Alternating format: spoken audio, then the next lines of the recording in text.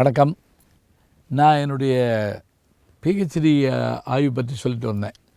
இதெல்லாம் அவ்வளோ முக்கியமாக அப்படின்னு கூட இந்த தலைமுறை யோசிக்கலாம்.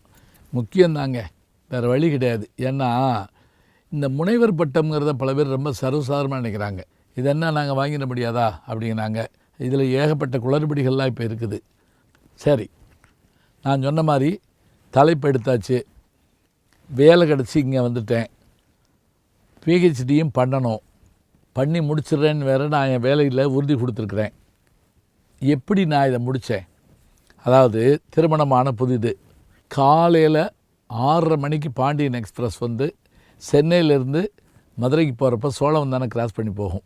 இப்போ எனக்கு 10 மணிக்கு காலேஜுன்னா நான் எப்பவும் போல் ட்ரெயினில் போகிறதா இருந்தால் 8:30 மணி ட்ரெயினில் போனால் போயிடலாம். நான் என்ன பண்ணுவேன் அப்படின்னா 6:30 மணிக்கான அந்த பாண்டியன் எக்ஸ்பிரஸ் பிடிக்கிறதுக்காக ரெடியாவேன். எங்கள் வீட்டிலேருந்து ரயில்வே ஸ்டேஷன் 1.5 கிலோமீட்டர்.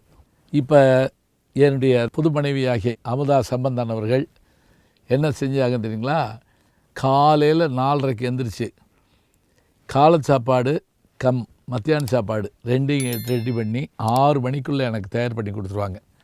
நான் எல்லாத்தையும் எடுத்துக்கிட்டு தீசிஸ்க்கு வேண்டிய வேலைகள் மற்றதையும் கையில் எடுத்துக்கிட்டு 1.5 கிலோமீட்டர் ஓடி பாண்டியன் எக்ஸ்பிரஸ் பிடிச்சி கல்லூரிக்கு வந்து கல்லூரியில் ஒரு அறையில் உட்காந்துக்கிட்டு என்னுடைய வேலையை தொடங்குவேன். இப்படி நான் 85 ஆரம்பித்து இந்த வேலைகளை நான் தொடங்க ஆரம்பித்தேன். என்ன பெரிய சிக்கல் தெரியுங்களா? அரசஞ்சன்மகனார் 19ஆம் நூற்றாண்டு 20ஆம் நூற்றாண்டில் வாழ்ந்தவராக இருந்தாலும் அவருடைய எழுத்து நடை முழுவதுமே சங்க இலக்கிய நடை. அதாவது புள்ளி வைக்கக்கூடிய புல் ஸ்டாப்பே இருக்காது. 2 பக்கம் 3 பக்கத்துக்கு போய்கிட்டே இருக்கும். இதை படித்து புரிஞ்சுக்கிறதுக்கு நான் எந்த நம்பிக்கையில் இருந்தேன்? எங்கள் அப்பா இருக்கார், எங்கள் பேராசிரியர் இருக்காங்கன்னு இருந்தேன். என்னால் ஒன்றுமே செய்ய முடியல.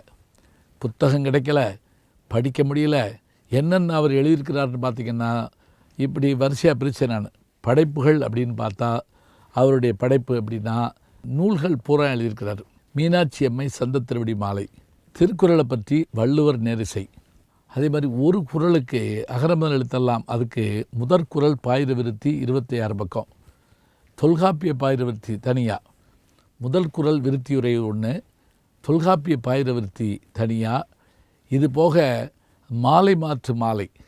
இப்போ கூட பாட்டெலாம் வருது. அதாவது விகடகவின்னு எழுதுனோம்னா இந்த பக்கத்தில் இந்த பக்கம் இப்படி வாசிக்குது. இது முழுவதும் ஒரு பாட்டாக்குறது. 100 பாட்டு எழுதுறது. முதல் பாட்டினுடைய வரியை அப்படியே கொண்டு வந்து 100வது பாட்டில் முடித்து இங்கேருந்து வாசித்தோம்னா இப்படி போய் அங்கே போய் சேரும். இதை பாடியிருக்கார் அவர். ஏகபாத நூற்றாந்தாதி ஒரே ஒரு வரி, அம்பாலிகி அத்தம் கோடலம் கஞ்சத்தன் அத்தனையே, ஒரு வரி தான். இதுக்கு 100 பொருள் சொல்லணும். இது ஒரு பாட்டு. இது போல் அவர் எழுதுனது வந்து எனக்கு கிடைச்ச வரைக்கும் ஒரு 40 இதுன்னு வச்சுக்கோங்களேன். இதில் நான் தேடி அலைஞ்ச கஷ்டங்கள் வந்து ஒரு பக்கம் இருந்தது. இதை படிக்கவே முடியலை. நான் பேராசிரியர் தான், எம்பில் படிச்சிருக்கேன், எல்லாமே எங்கள் அப்பா தமிழாசிரியர் தான். ஆனால் இந்த எப்படி பழைய காலத்து கல்வெட்டுக்களை வாசிப்பாங்களோ அது மாதிரி என்னால் வாசிக்க முடியல. திணறிக்கிட்டு இருக்கேன். ஒவ்வொரு முறையும் எங்கள் பேராசிரியர் இங்கே கோயம்புத்தூர்லேருந்து என்னை கூப்பிட்டு கேட்குறாரு, என்ன பண்ணிகிட்டு இருக்க, இந்த கட்டுரை எழுதிட்டியா, அந்த கட்டுரை எழுதிட்டியா, கேட்டுக்கிட்டே இருக்கார். இப்போ 86 பேராசிரியர் தோ பரமேஸ்வரன் வந்து சேர்ந்தாருங்க எங்கள் கல்லூரியில். இளையங்குடியிலேருந்து வந்தார். அப்படி அவர் வந்ததுனால தான் எனக்கு ஒரு பெரும் துணை கிடைத்ததாக இருந்தது. அப்போ இருந்த நண்பர்களும் மற்றவர்களும் சரி எனக்கு பெரும் உதவியாக இருந்தார்கள். குறிப்பாக சேதுபதி மேல்நிலைப் பள்ளியில் அப்போ பேராசிரியர் செந்தூரன் அவர்கள் மாலை நேரத்தில் நாங்கள் அங்கே தான் சந்திப்போம். பாருங்கள் ஒரு ஆச்சரியம், அரசஞ்சன்மனார் வேலை பார்த்த அதே இடத்துலையே அங்கே உட்காந்தே நான் அந்த தீசிஸ் பற்றி ஆய்வு பண்ணுறதுக்கான வாய்ப்பு ஒரு 100 வருஷம் கழித்து கிடச்சிருக்கு. சரி, இப்போ இதை பற்றி நாங்கள் ஆராய்ச்சி பண்ண ஆரம்பித்தா அவரை எந்தெந்த இடத்துல இந்த நூல்களை சொல்கிறாரோ அந்தந்த இடத்துல நூல்களை போய் தேட வேண்டிய சூழல். பேராசிரியர் தோ பரமேஸ்வரன் சொல்லிட்டாரு, இதெல்லாம் நீங்கள் தேடி எடுத்தால் தான் நம்ம ஜெயிக்க முடியும். போங்க, இந்த நூலகத்துக்கு போங்க, அந்த நூலகத்துக்கு போங்க, இந்த நூலகத்துக்கு போங்க, நான் திரும்ப பயணப்பட எழுத தயார் பண்ண இப்படியே எல்லாவற்றையும் பார்த்துக்கிட்டே இருக்கேன். இப்படி இதில் என்ன ஆச்சு தெரியுங்களா? 85 வந்து 89 வரைக்கும் முடிக்க முடியல என்னால்.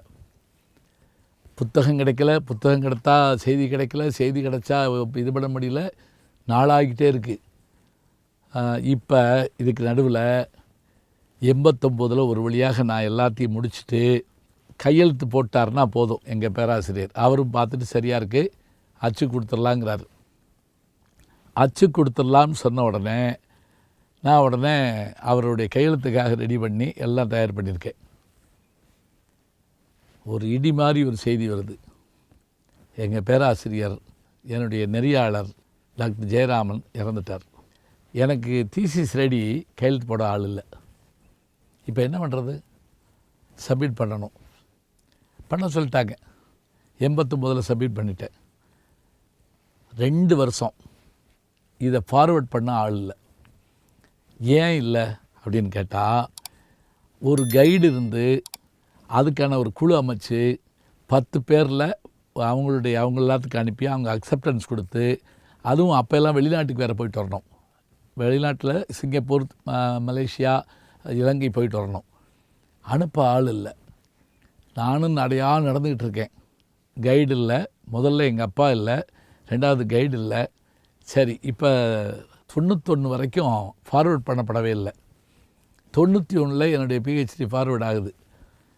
ஆச்சரியம், 4 மாதத்தில் ரொம்ப சிறப்பான ஆய்வுன்னு ரிசல்ட் வந்துருச்சு. எனக்கு ரிசல்ட் வந்தாச்சுன்னா இப்போ வாய்மொழி தேர்வு நடக்கணும். அதுக்காக நாச்சிமுத்துன்னு கேரளா பல்கலைக்கழகத்திலேருந்து வர்றாரு. எங்கள் பேராசிரியர் சு வெங்கட்ராமன் என் கூட இருக்கார். இப்போ எல்லாம் ரெடியாக பண்ணியாச்சு. வைவா நடக்க போகுது நாளை காலையில். அவர் இறங்கிட்டார். நாங்கள் எல்லாம் தயாராக இருக்கோம். என்னாச்சு தெரியுமா? அந்த வைவா நடக்கலை.